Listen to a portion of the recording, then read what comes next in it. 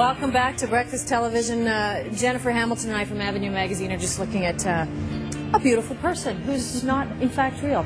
We're talking about spa myths. Jennifer, this is an article in the latest and fabulous Avenue Magazine. And I think that there are a lot of misconceptions out there about cosmetic surgery and cosmetic procedures, because we do every now and then see those bad ones. Right? You do, yeah. Really, there's a few bad examples that you see. And what's interesting is nowadays the treatments are so good that you only notice the bad examples. Yeah, you actually, I guess so. You know, most of Hollywood, I would think, is walking around with some forms of these things in their face. So incredibly common. Right. But when it's done well, you actually don't notice it. And the objective is not to change your face, or that frozen face, or the fish lips, as Dave was so beautifully displaying for us. It's to blend in and just enhance your features. Absolutely, yeah. Restore lost volume, you know, improve skin tone and texture, you know, prop up those things that gravity has pulled down. All right, I like the sounds of that. You've got my attention there. So there are three things, three objectives when we talk about this: degeneration, deflation, and descent. And focusing on degeneration, lasers are very, very common. Yes, lasers are very common, and they have just gotten so much better over the years.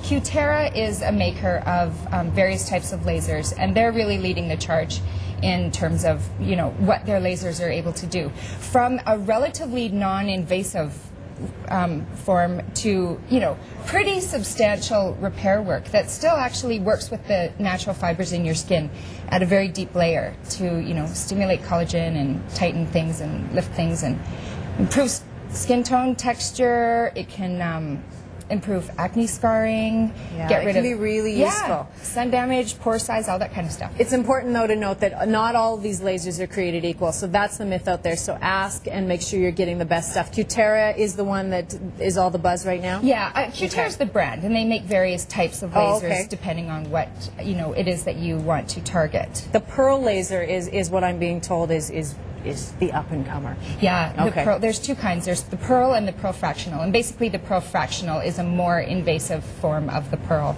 There it is there. There's an example of a before and after, which is remarkable. Yeah, so with the Pearl, there's what they call social downtime. So basically means you're going to be quite red and peeling for about 3 to 5 days after your treatment. And you really want to stay out of the sun, and realistically you can't go to work or leave your house. A lot of women will say no pain, no gain, though.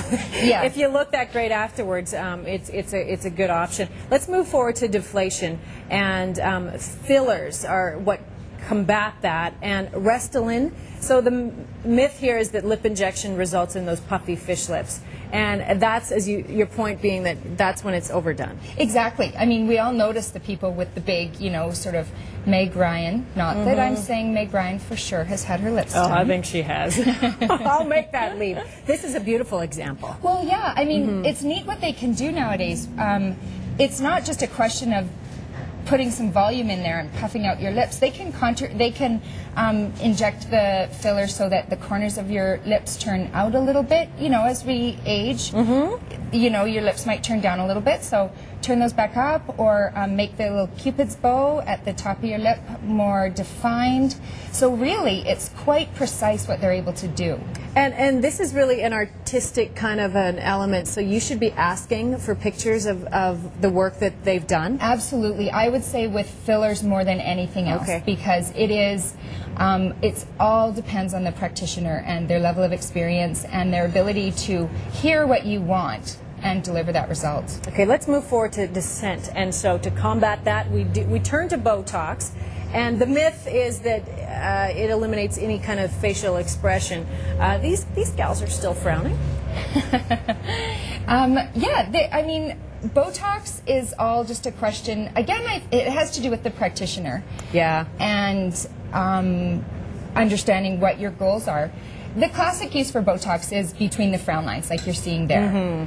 But they've really broadened it out nowadays to, they can achieve sort of a mini brow lift, if you will, where they inject some Botox just along the top of the brow line and in the forehead, and it just perks up your brows a little bit. They're doing another new treatment called the Nefertiti neck lift, where they're actually injecting Botox in your neck. There's these bands that run down your neck, and they can make those less obvious and improve the contouring of your jawline. Now, this lasts about 3 to 4 months, so it's something you're going back. As with all of these procedures, you're probably going to have to go back. So once you go there, you may be recommitting down the road. Yes, yeah definitely. But, you know, I guess people think of it like going to the dentist, you know. It's sort of, you don't wait until you have a toothache to go to the dentist. We do regular maintenance along the way so that you can, you know, have good dental health. So the same is true, I guess, with these facial procedures. You can combat the signs of aging by sort of working on it, you know, looking at it as kind of a lifelong process, I guess, to taking care of your skin. What's Relaxin?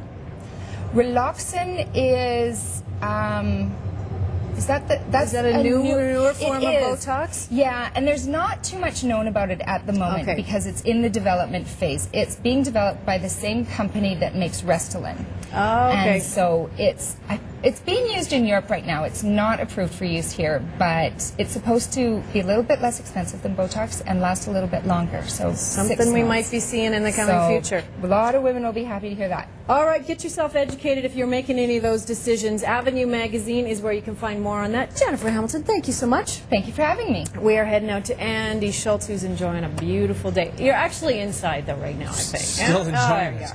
Going to enjoy myself indoors or outdoors. I'm that flexible. Real-time temperatures, I tell you what.